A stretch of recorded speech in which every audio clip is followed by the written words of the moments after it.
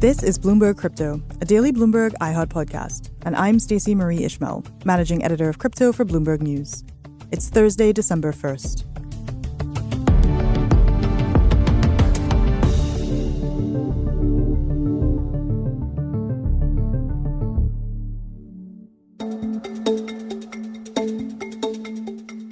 If there's one group of people in crypto who are booked and busy this year, it's bankruptcy lawyers. In 2022 alone, we've seen bankruptcy filings from the hedge fund 3 Arrows Capital, the lender Celsius, the broker Voyager Digital, and even more recently, Sam Bankman-Fried's FTX ecosystem and another crypto lender known as BlockFi. According to court documents, the various parts of FTX could have more than 1 million creditors, people or entities who are owed money in some way. And FTX had even committed to buying the assets of Voyager Digital in an auction, which of course is no longer possible. In other words, as with the 3 Arrows bankruptcy, which arguably precipitated the chaos at Celsius and Voyager, the fall of FTX is having a similar domino effect.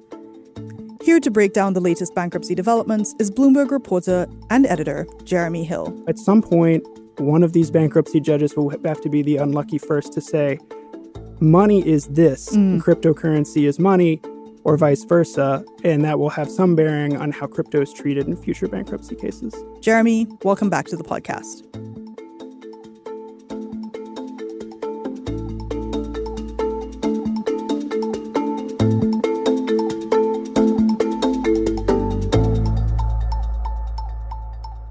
Why don't you reintroduce yourself to our audience? Right. I'm Jeremy Hill. I'm a reporter and editor on the distressed debt and bankruptcy team here at Bloomberg News, and lately I've been writing a lot about crypto. Possibly more than you were expecting. Maybe a little bit more.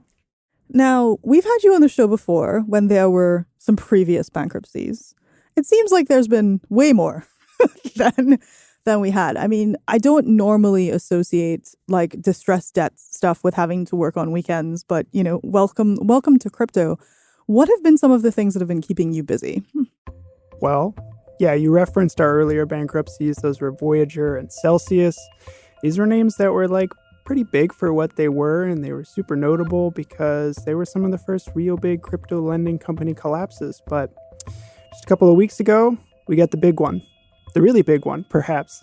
FTX, Sam Bankman-Fried's crypto empire, filed for Chapter 11 bankruptcy under chaotic circumstances, and as someone who's been covering federal insolvency court for a few years, I can tell you I have never seen a filing as chaotic as this. No one was ready. Nothing was there. Now, okay, I love the idea of a court filing being chaotic. So can you tell us a little bit more? As you a reporter who reads these literally for your job, is going through and reading this, what were some of the things that jumped out for you? Well, the big thing was the lack of information, right? Usually when a company files for bankruptcy, they come prepared with a slate of what we call first day motions. This is really boring stuff. These are requests made to a federal judge in the U.S. to continue doing things like pay employees, keep paying your insurance companies, keep paying utilities so that you can keep the lights on in the office. These are typically lined up a couple of weeks in advance because it's just like a lot of lawyering to do. You have to write the papers and make sure that everything is spelled right. When FTX filed, it was just the petition, right? They filled out this form that says, we are FTX and 100 related entities. We have somewhere between $10 billion and $50 billion. It's not really clear. There's literally a checkbox. It's the largest one on the sheet that says $10 billion to $50 billion of assets, and the same for liabilities. That's all we had for several hours, and then hours turned into days. So, Jeremy, one of the weirder parts about this filing, speaking of Enron, was something that John J. Ray III himself said. Right. So John J. Ray III, the new CEO of FTX, he opens his first day declaration, the statement designed to introduce the judge to the case, by saying, "Never in my career have I seen such a complete failure of corporate controls and such a complete lack of trustworthy financial information."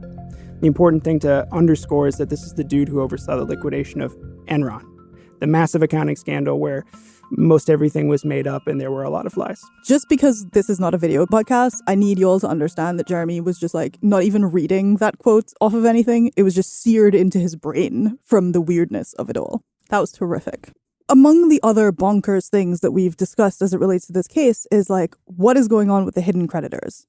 There are these laws in Europe related to customer privacy on the internet. I don't understand them fully, but a big part of the argument here is FTX has customers all over the world. And if they were to disclose the names of these big customers, if they're in Europe, they might be violating laws somewhere else. So the judge said, the very first hearing, he sort of hand waved and went, that sounds complicated. We'll revisit that. For now, you don't have to list out your creditors. But there's a big presumption of transparency in U.S. bankruptcy court. So we'll be back on December 16th, back in a Delaware courtroom, where an arm of the Justice Department is expected to argue that the creditor list should be made public. You know, maybe there'll be some sort of settlement where they redact like physical addresses or something.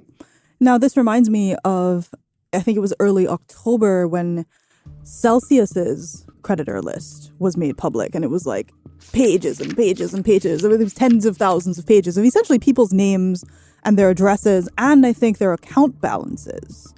And there was a sort of a similar outcry in some circles about privacy. Usually, if a company goes bust, so like let's say pick random company that I'm not going to name because I don't want to get sued for defamation. If large company goes bust and I am a customer, does my name somehow end up in court? Like, why is it that these customers or these people are ending up there? Is it because they're also creditors? That's pretty much it. In a normal situation, you might end up with your information out there if you file a claim, like if you're owed a refund or something. Mm-hmm. But just being a customer of a bankrupt company usually doesn't put any of your information at risk of being exposed. But in this case, the customers ended up being the creditors. And since this whole process is about finding a way to figure out a fair repayment plan for creditors, you necessarily have to turn over some information. That's just a part of the deal. Those customers/creditors represent billions of dollars in potential claims, right? Like this is a large, as you say, this is a large bankruptcy. This is extremely large. I mean, we don't even, to my knowledge, have a complete list of or a complete accounting of the number of customers. I have seen the lawyers say possibly more than 1 million. Mm-hmm. I've seen millions. I've seen hundreds of thousands. This thing is such a mess. It's unclear exactly how many people we're talking about here. Right. And going back to the incredibly well-named John J. Ray III, one of the things he said is he couldn't even figure out who was on payroll. Yes, it was difficult to determine how many employees there were, what the terms of their employment were, where they were located. Boy. Yeah, as you say, not a lot of information. We'll be right back with more from Bloomberg reporter and bankruptcy expert Jeremy Hill.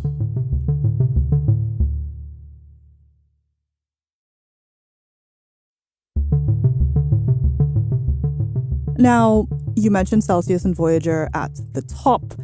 There's been this sort of weird ripple effect of the FTX bankruptcy in which they were also trying to rescue the assets of Voyager at one point. What happened there? Well, that's a really sad story for Voyager customers because the lawyers did a pretty good job of figuring out some sort of a plan. The plan involved selling the company and its assets to Sam Bankman-Fried's FTX. They seemed to hold out hope for a while when reports of FTX's insolvency were coming out. The company, Voyager, didn't say much about whether the sale would still go forward, but now they've confirmed that there's no deal with FTX. So they've sort of reopened the sale process. We know that a company called Crosstower, which I understand operates a crypto exchange, is considering bidding once more for Voyager, as well as another company called Wave Financial. Nothing's final yet. I'm sure there are lots of late night phone calls going on right now. So many late night phone calls, so many lawyers, so many legal fees. And then just in the past couple of weeks, we've also seen BlockFi, which is another crypto lender, file for bankruptcy. One of the things about the BlockFi filing that I thought was interesting is that they tried to position themselves as being like the opposite of FTX in some ways. They certainly did, yes. And that first day statement, similar to the one made by the new CEO of FTX, we had an advisor for BlockFi who was recently brought in laying out, well, okay, we're bankrupt now because FTX went bust. That's a problem because they were supposed to rescue us. But rest assured, we did not behave the way that they behaved. We have great corporate governance. We have internal controls that monitor our spending, and we are super prepared. In fact, I mean, it wasn't all bluster. They filed a Chapter 11 plan of reorganization on the very first day of the case. I tried to read that document. It's very hard to understand. And actually, BlockFi is in court right now as we're recording this, presenting these first day motions to the judge and explaining where the case will go from here. It does seem much more controlled than FTX. One thing about BlockFi and this advisor statement about we were doing everything right, they owe the SEC money. That's true, yes. There's a settlement. $30 million still owed to the Securities and Exchange Commission. For being pretty much naughty at one point. They had to pay $100 million in penalties originally. That's my general understanding, but they did engage with the SEC. They were together in a room.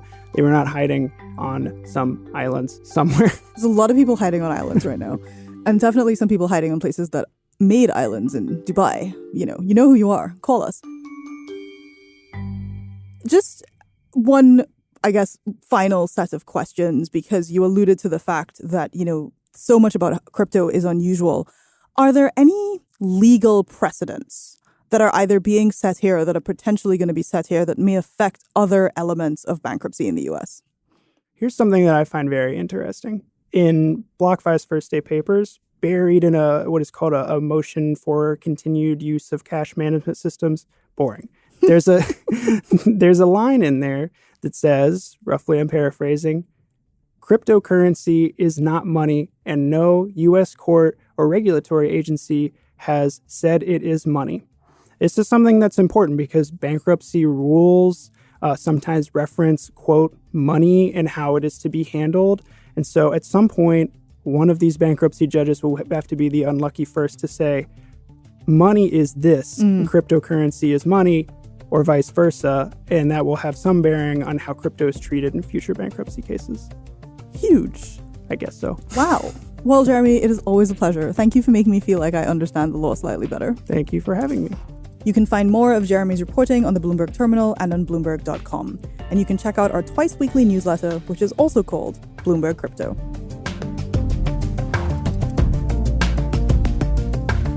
This is Bloomberg Crypto, a daily podcast from Bloomberg and iHeartRadio.